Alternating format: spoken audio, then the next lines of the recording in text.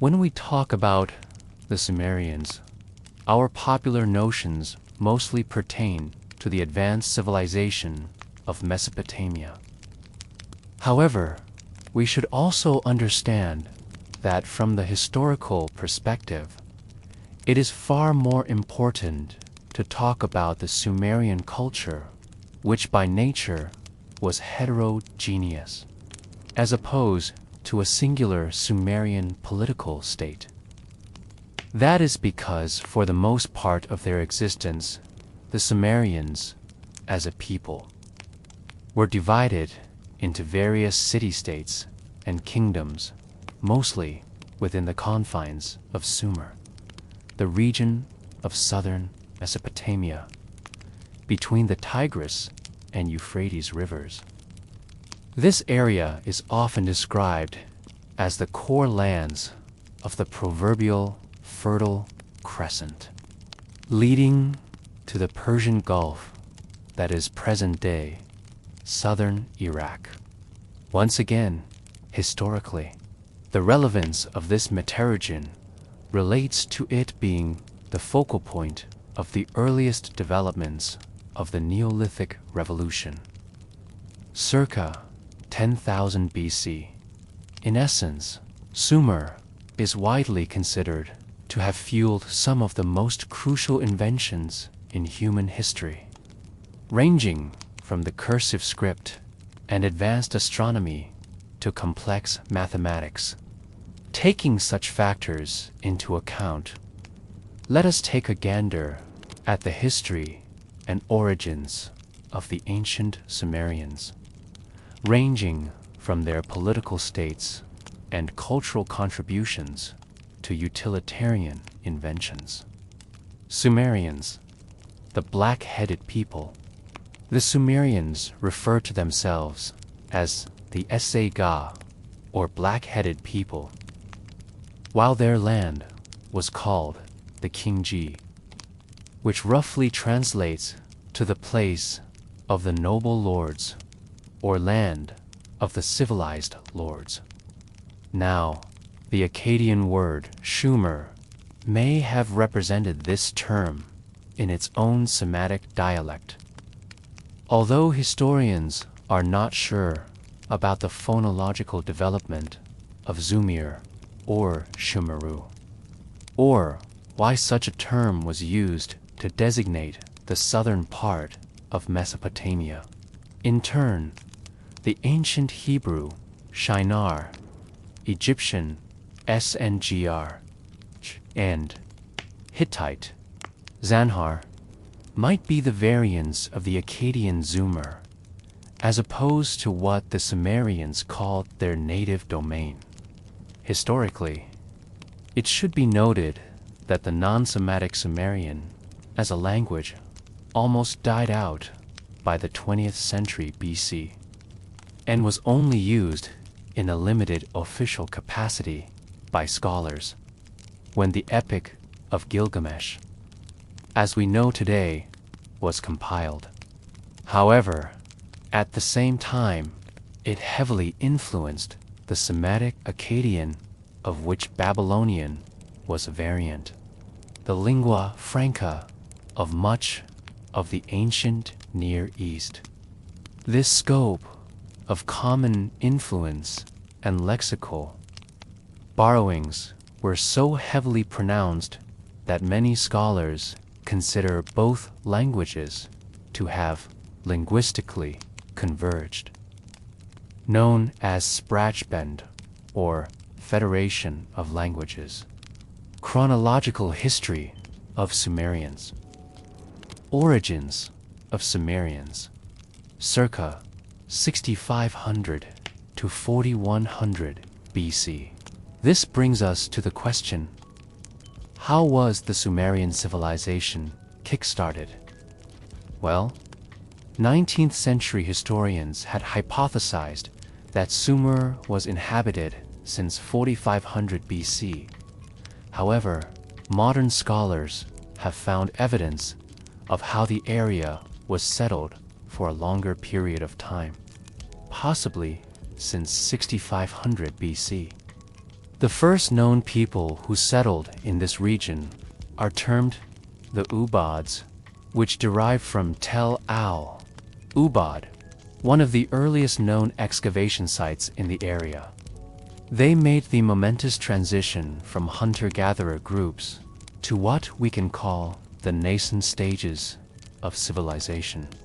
Pertaining to the latter, the prehistoric Ubaid period and culture had its fair share of unwalled village settlements, the tiered hierarchy of buildings, and the architectural compositions of elementary temple buildings, all of which were developed further by the later Sumerian people.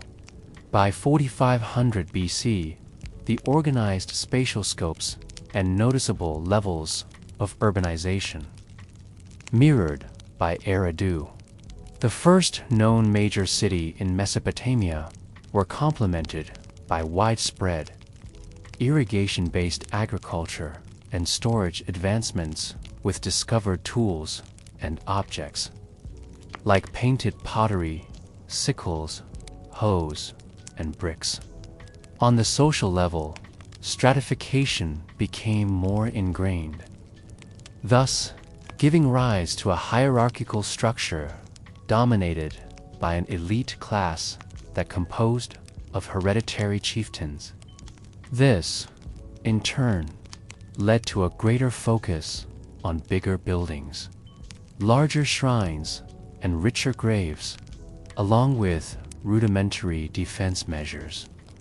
The Uruk ascendancy, circa 4100 to 2900 BC. Unfortunately, from the historical perspective, scholars are not sure of the origins of the Ubaids, although there are hypotheses regarding how they were an offshoot of the Samara culture from northern Mesopotamia. More importantly, researchers are still uncertain about the origins of the proper Sumerians and how they inherited the semi-urbanized scope of the Ubad period. In terms of physical evidence, archaeologists have observed the gradual shift from localized pottery making to mass-scale pottery production on presumably fast-spinning wheels.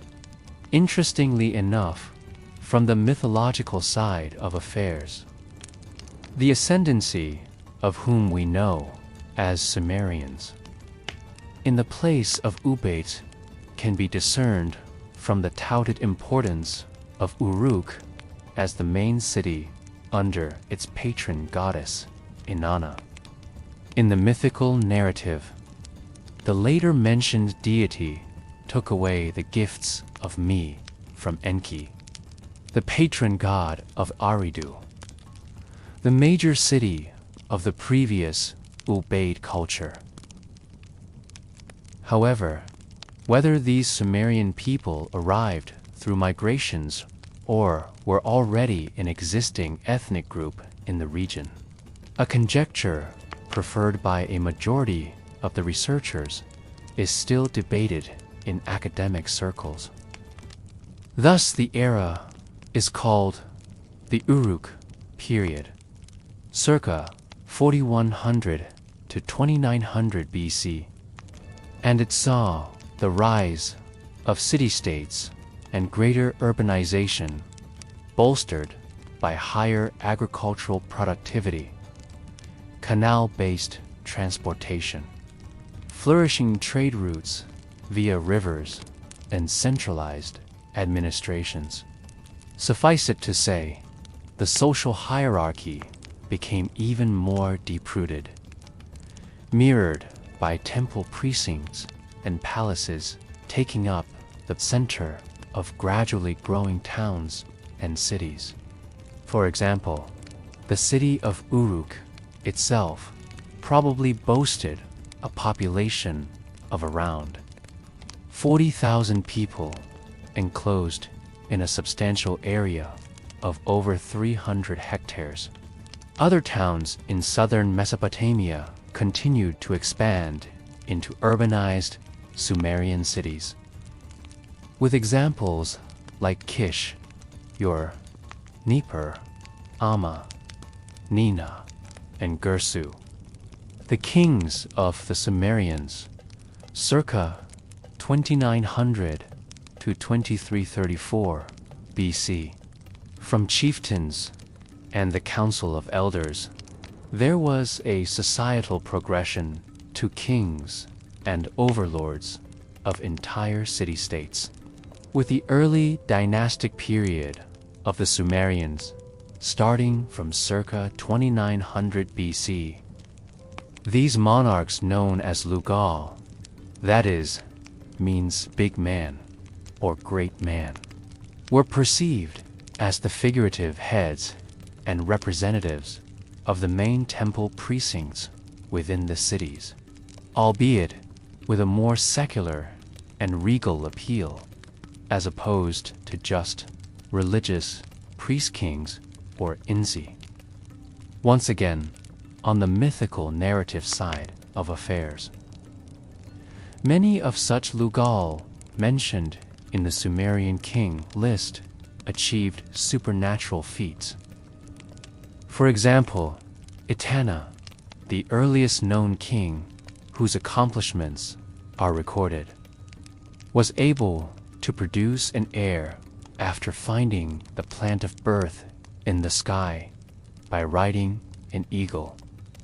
Beyond legends, there are scant archaeological pieces of evidence to suggest the existence of real figures like Emabora Jesse of Kish, who reigned during circa 26th century BC and is incredibly also mentioned in the Sumerian version of the Epic of Gilgamesh. Moreover, delving deeper into etymology, the very name in Mibarajazi is probably not Sumerian, but rather Semitic, the Eastern Acadian in origin.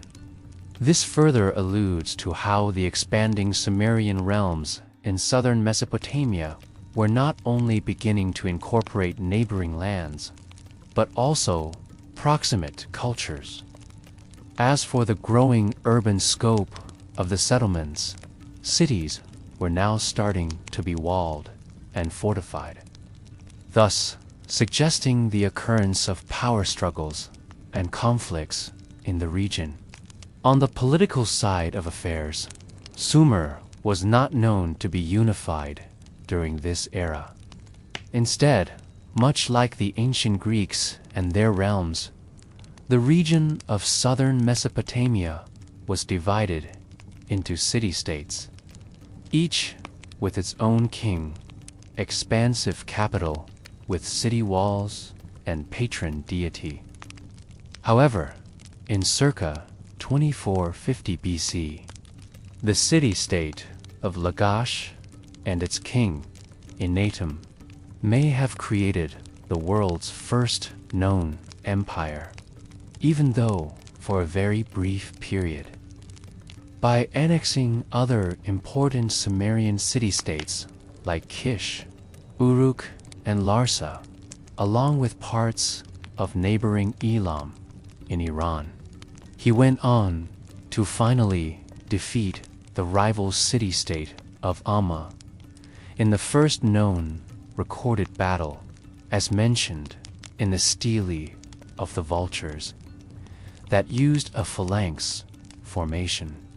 But soon after his death, the Amma exacted their revenge by capturing Lagash.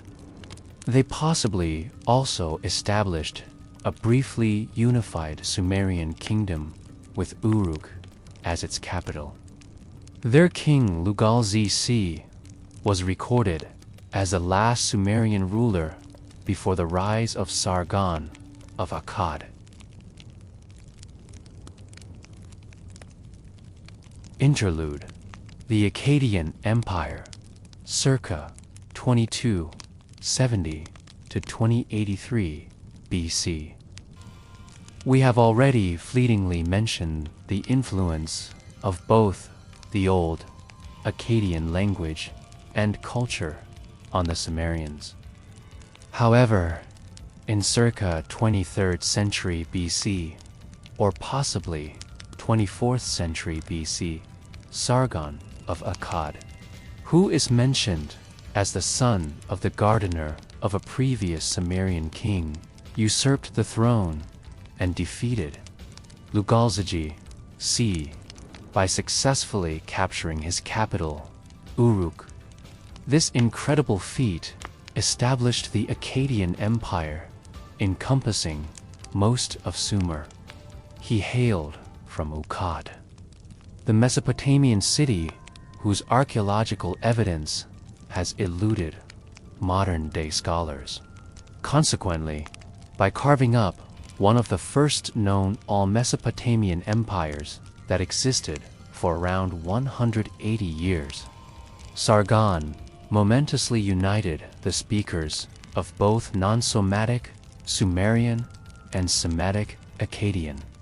In fact, by the middle of the 3rd millennium BC, the Akkadians managed to create a culturally syncretic scope that encompassed a melting pot of different ethnicity and city-states.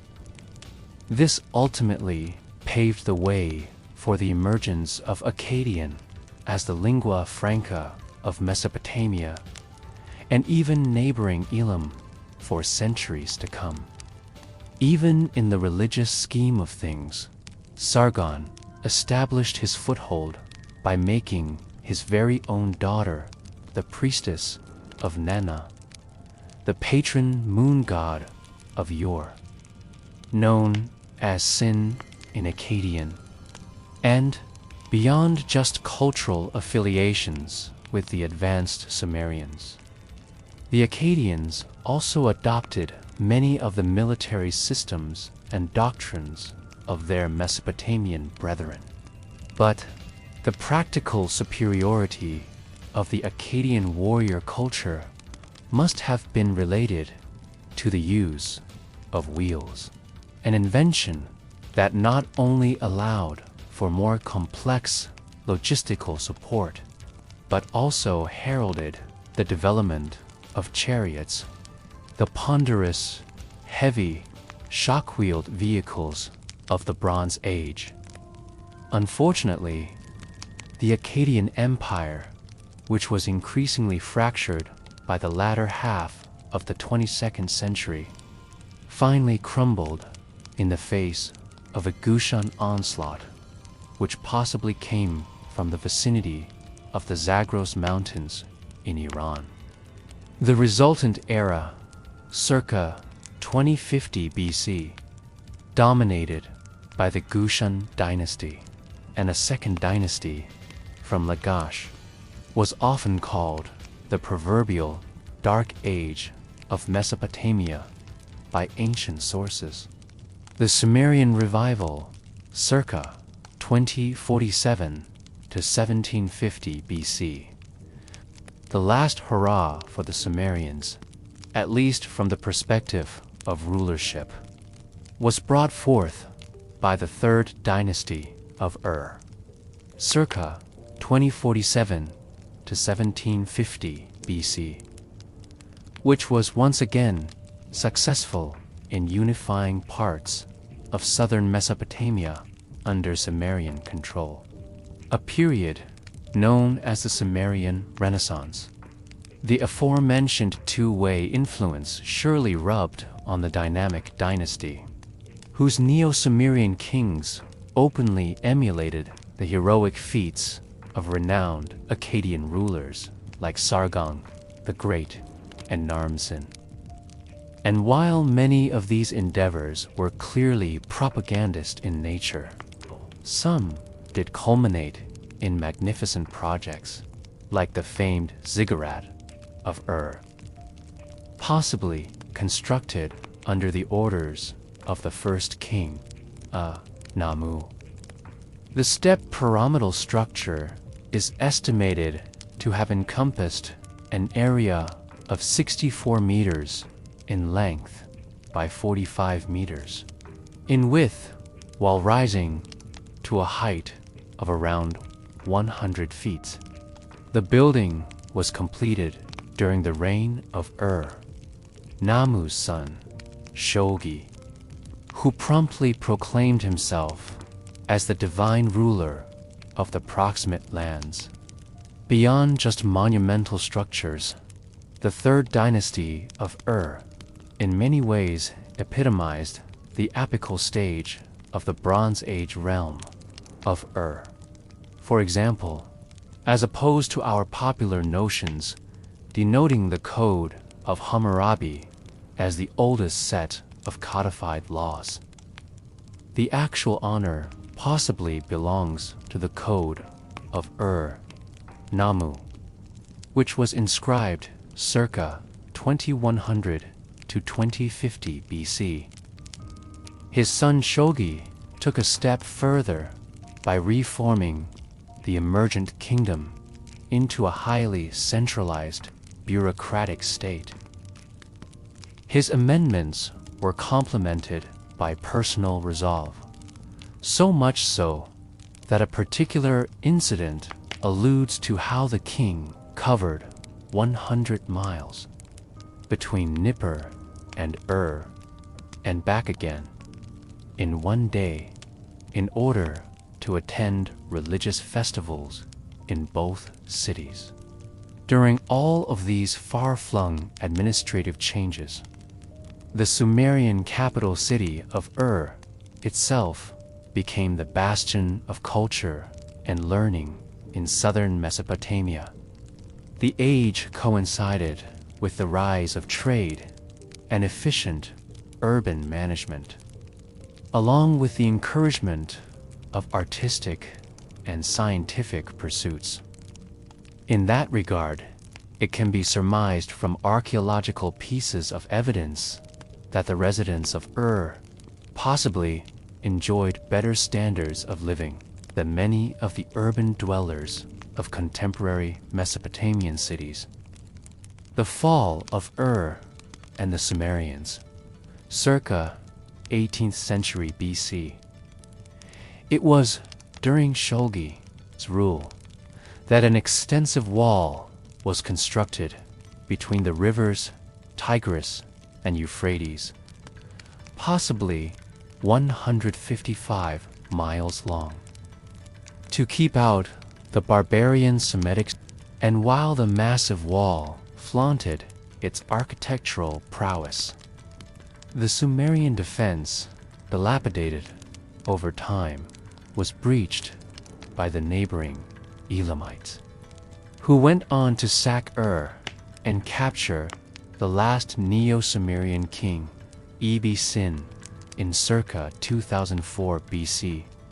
The resulting chaos saw the brief ascendancy of the Assyrians in the Middle East, until they were eclipsed by the Consequently, over the period of these 2 centuries, the Sumerians diminished and finally ceased to exist as a definitive kingdom or city-state, while their spoken language was already replaced by the Semitic, Akkadian, and Babylonian, although it was still used in an official capacity as a literary language, like modern-day Latin.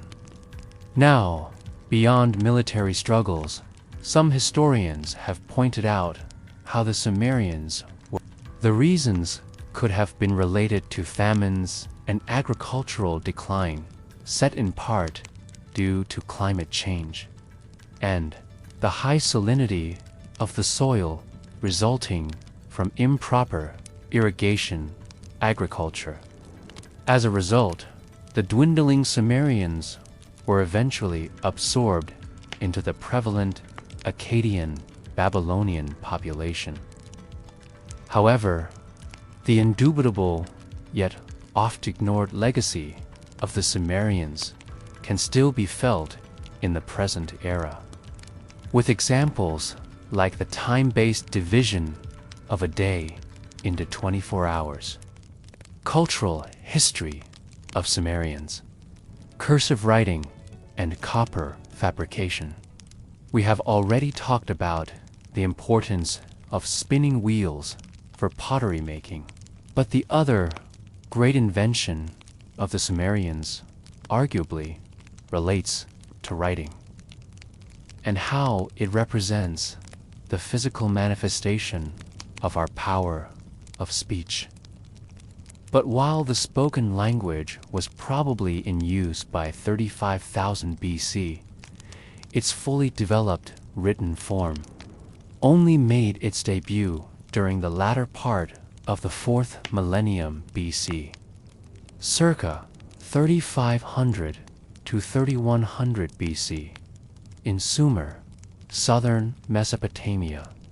This form of early cursive writing system is known as the Cuneiform, and it is widely viewed as the most significant contribution by the city of Uruk.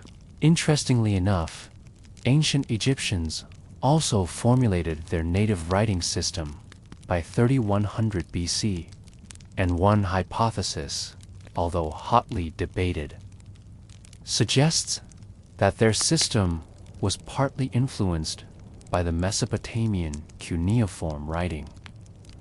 As for the history of metals, copper became the first metal to be smelted from its ore, circa 5000 BC. The first metal that was cast in a mold, circa 4000 BC, and the first metal that was alloyed with. Interestingly, copper counts among the few metals that can be used in its natural form, as opposed to extraction from ore. However, its full-scale usage in a fabricated form was probably kick-started by the Sumerians around 5,000 years ago. In fact, the fabrication of copper as a major Sumerian invention rather coincides with the growth of organized urban spaces into veritable cities like Uruk, and Alubaid. In terms of products, the Sumerians invented and devised. Over the next centuries, they made their transition to more complex geometric forms, like chisels, elaborate jugs, and drinking vessels. Suffice it to say, there are some exquisite copper objects, like the Imdu god relief, dated from circa 3100 BC, that provide a fitting testament to the incredible craftsmanship of the Sumerian artisans. World's oldest known literature, quite unsurprisingly, like many man-made achievements, including wheels and law codes, literature had its origins in ancient Sumer, the cradle of civilization. In fact, the development of literature was a direct effect of the invention of written language, an achievement, as we discussed earlier, is generally attributed to the Sumerians, circa 3400 BC. And while in Sumerian written history, these cuneiform texts, inscribed on clay tablets and reliefs, started out as recording devices for administrative purposes. Over time, in that regard, the world's oldest known literature pieces pertain to two such. The Kesh Temple hymn, also known as the Liturgy to Ninted, is basically related to a series of Sumerian clay tablets that were inscribed circa 2600 BC. As for the core content of this ancient literature piece, the narrative mainly revolves around how Enlil, the Sumerian god of breath and wind, heaps his praise upon the city of Kesh, since the settlement's temple is chosen for the assembly of the gods known as Eker. Interestingly enough, the hymn itself is attributed to yet another divine being, Nizaba, the goddess of vegetation, writing, and literature. In essence, the Kesh temple hymn was presented as the work of gods, possibly to endow it with an air of legitimacy to upholding morality. And possibly the world's oldest surviving written text pertains to the instructions of Shurupak, touted as one of the better examples of Sumerian wisdom literature. The piece comprises a group of clay tablets in a cuneiform script, dating from around 2600 to 2500 BC. Originally discovered at Abu Salabik, around 12 miles from ancient Nippur.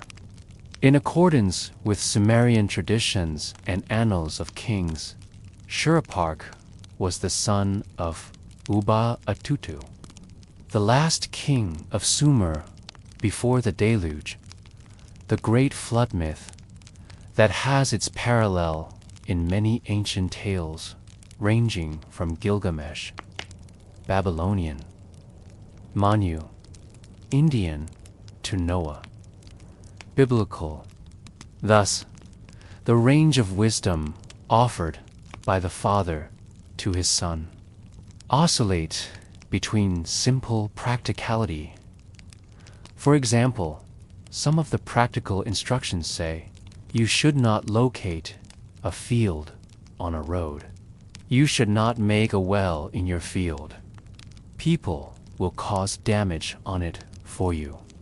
Other philosophical and morality-based counsels talk about a loving heart maintains a family. A hateful heart destroys a family. You should not play around with a married young woman.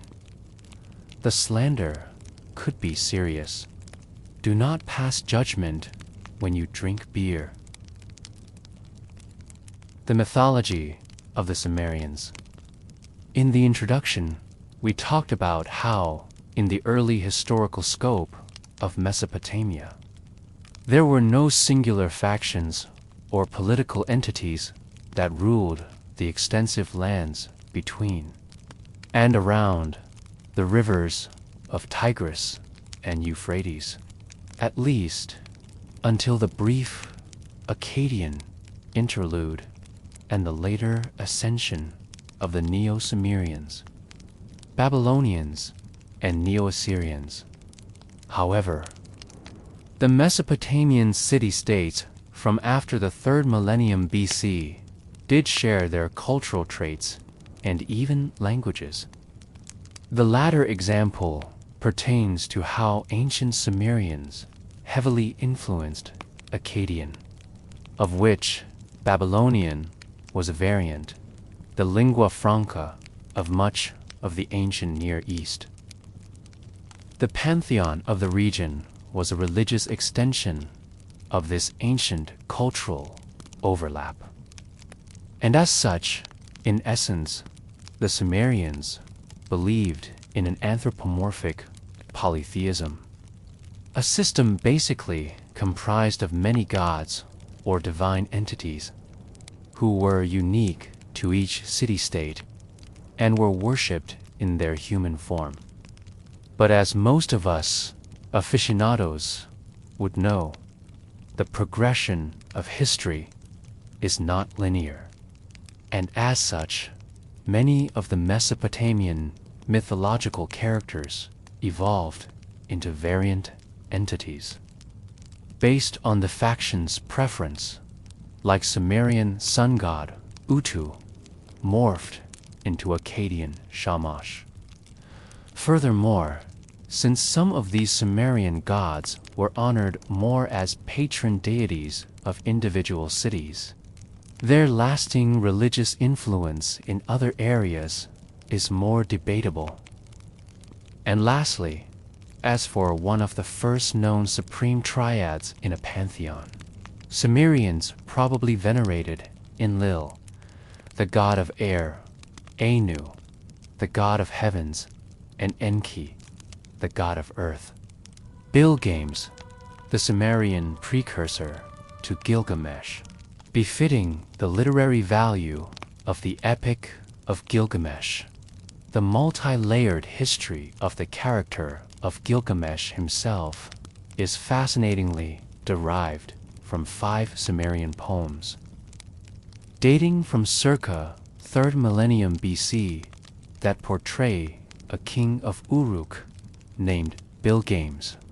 To that end, historians are aware of the existence of a few such independent stories of Gilgamesh, or his Sumerian counterpart, that were composed before the epic poem itself. Some of these pieces of pre-epic evidence are also derived from 3rd millennium BC inscriptions that credit Gilgamesh with the building of the Great Walls of Uruk, corresponding to present-day Uruk in Iraq. As for the first iterations of the epic itself, they were possibly compiled. Simply put, while the provenance of these literary works is based on Sumerian language and literature, the end products of the epic were possibly composed in Babylonian and related Akkadian, languages that were different from Sumerian, based on their Semitic origins. The first known law codes of humanity, a common misconception relating to the Code of Hammurabi that is, however, not true from the historical perspective, with the honor of the oldest surviving law code, probably belonging to the Sumerian Code of Ur-Nammu, which was inscribed circa 2100 to 2050 BC. Moreover, many scholars have also put forth their views regarding an even older law code encompassing the legal reforms of Uruk, the Sumerian king of the city-state Lagash in southern Mesopotamia, from circa 24th century BC. Unfortunately, no extant text has survived from this legal code, and so much of its content has been surmised from other ancient references.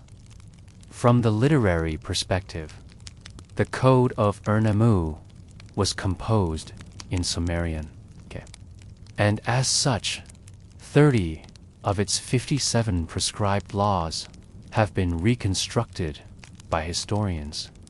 Some fascinating examples are presented as follows. If a man violates the right of another and deflowers the virgin wife of a young man, they shall kill that male. If a man is accused of sorcery, he must undergo ordeal by water. If he is proven innocent, his accuser must pay 3 shekels. If a man knocks out a tooth of another man, he shall pay 2 shekels of silver. If a man appeared as a witness and was shown to be a perjurer, he must pay 15 shekels of silver. If a man stealthily cultivates the field of another man, and he raises a complaint, this is, however, to be rejected, and this man will lose his expenses. Honorable mention, penchant for beer. Honorable mention, the oldest known standard recipe for brewing beer. Simply put, the first deliberate production of beer in history can be attributed as one of the achievements of Sumerians. With the evidence of the oldest known surviving beer recipe contained within a 3,900-year-old poem, Hymn to Ninkasi. Now, in terms of Mesopotamian mythology, Ninkasi was the ancient Sumerian tutelary goddess of beer, symbolizing the socially important role of women in brewing and preparation of beverages in ancient Mesopotamia. Historically, also alluded to how beer consumption. Some of the excerpts from this 3,900-year-old Sumerian poem honoring Ninkasi, translated by Miguel Sivel, read like this: "You are the one who soaks the malt in a jar. The waves rise, the waves fall. Ninkasi, you are the one who soaks the malt in a jar. The waves rise, the waves fall."